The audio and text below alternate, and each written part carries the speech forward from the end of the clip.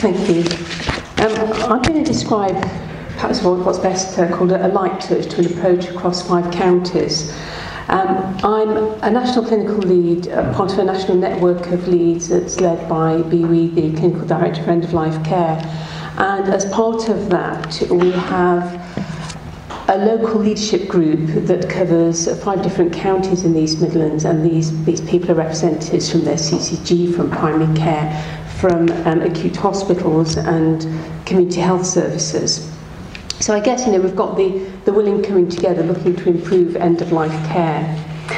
Part of my role is supporting the national priorities of end-of-life care and seeing how we can support it locally, but also looking at what is the need locally. And when we first started, we brought this group together in 2014, it was quite clear that one of the big needs was doing something about DNACPR. So everyone was very vague, but happy to email in lots and lots of complaints about DNACPR. And really, it wasn't the form, as usual. You probably have all experienced similar problems in your own areas. It was the policy not being adhered to, people not reading policies, people making presumptions about the form, simple things like, the black and white form's not valid, or it's got to have the original signature, and this looks like a photocopy and I can't be sure, and if I haven't got a DNACPR form, I can't put that patient in my ambulance and take them to an outpatient appointment. I can see people smiling and nodding, so I know that these are common themes that everybody's gone through.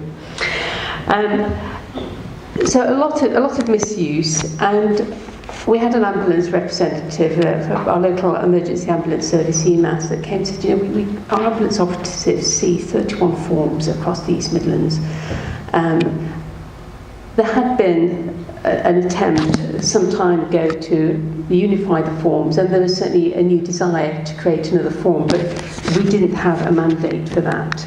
So I clicked over too many. So just over 10 years ago, there was this desire to create a form, an attempt to create a unified form. And for many reasons, it didn't quite get off the ground, and there was patchy uptake. So although lots of the areas in primary care and some of our community hospitals used the form, lots of the the acute hospitals didn't. And it was felt that it was perhaps poor engagement from the start. The resus officers were only partially involved in the development of this form to then be able to take it back to their acute hospitals. They felt that there was far too much of a focus on end-of-life care, and certainly in the group, the majority of people on the working group were end-of-life physicians. And when members of that group retired over the next 10 years, there was a problem of who's responsible for the form, who's responsible for updating the policy.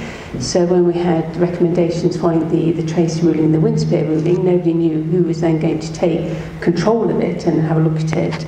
And people were left in the lurch. And then we had CQC visits to various hospitals. Hospitals then changed their forms yet again. So even if a hospital was using a unified form, as time went by, they changed that, developing their own form.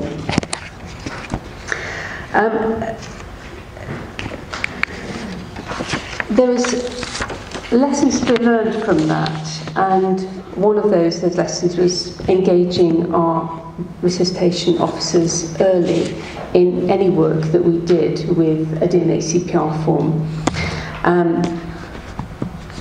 As part of my role as a clinical lead, I would have some regular meetings over the year with BWE and the national team, and we were fortunate to get updates from the working group of the Resuscitation Council that were working on the development of ReSPECT. And that was useful to be able to go back locally and keep people updated about a national form that may be coming out. We ourselves didn't have any sort of mandate to create a form. But there were a few quick wins that were really useful. So one of the quick wins was, of course, updating that regional policy. So we had a proper policy to go with the unified form that was still being used in certain areas. And also trying to tackle some of the difficulties with the form not being read, such as creating a guidance leaflet for care home staff. Just helping them understand that a black and white form was valid, and if challenged by a member of the patient transport service, they could then say, ring your manager, this patient must go to their outpatient appointment. And little things were helpful, But actually what it also did was to start to build up some trust within that group that may be implementing something later, and that's been a good foundation for taking things further. When we first started thinking about a national form, although the group itself, being end-of-life palliative care consultants, were very interested, they knew that they'd have to do some convincing going back to their executive medical directorates and acute trusts. So when the form did come out, one of the things that we were able to do, having gauged what interest there might be out there, was to write to all of the executive medical directors across the acute trust, but also across our community health services that were there, promoting the reasons why we felt that having one unified form, not just regionally but potentially nationally, would be a benefit, not only just to patients and their carers, staff, our patient transport service staff, and our health and social care staff, that the untrained carers working in residential homes. That recognition of one form that was going to be able to cross boundaries, because many of our patients live on the boundaries and may live in Derbyshire but were treated in Nottinghamshire or Leicestershire or vice versa.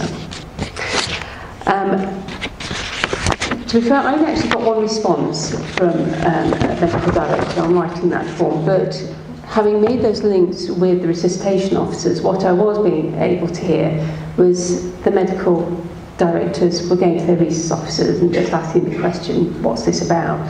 So it was certainly creating interest within the trust and starting a process off.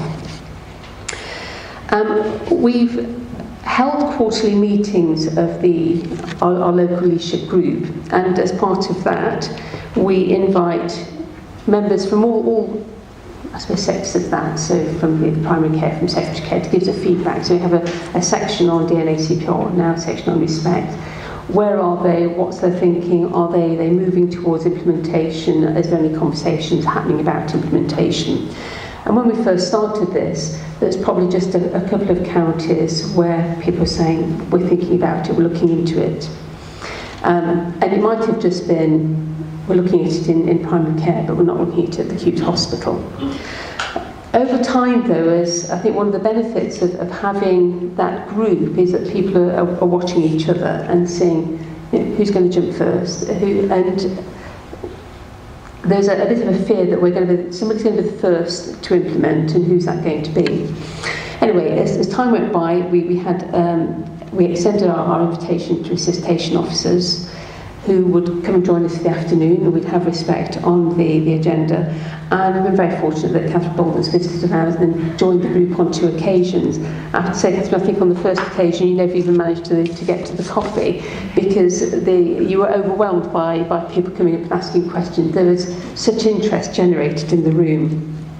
Can I just say that you kept me supplied with coffee and shortbread every time I was talking? You're worth it, yeah. So where are we now? Well, out of the 5 counties in the East Midlands, we have 4 that are definitely considering implementation, are at varying stages of implementation.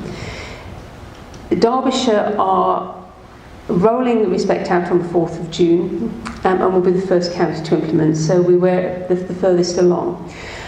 Leicester hospitals are close behind, and Leicester primary care initially were very resistant because they had something that they call, I think this is the right care plan, but essentially it's an escalation plan that the GPs write and share with out-of-hours GPs, and they were resistant because they felt that this might be duplicating work that they already did. But in the last few months, Catherine and I have been invited to one of their meetings, so they're clearly starting discussions there amongst their CCG to think about it for primary care. Interestingly, in Nottinghamshire the situation is slightly different.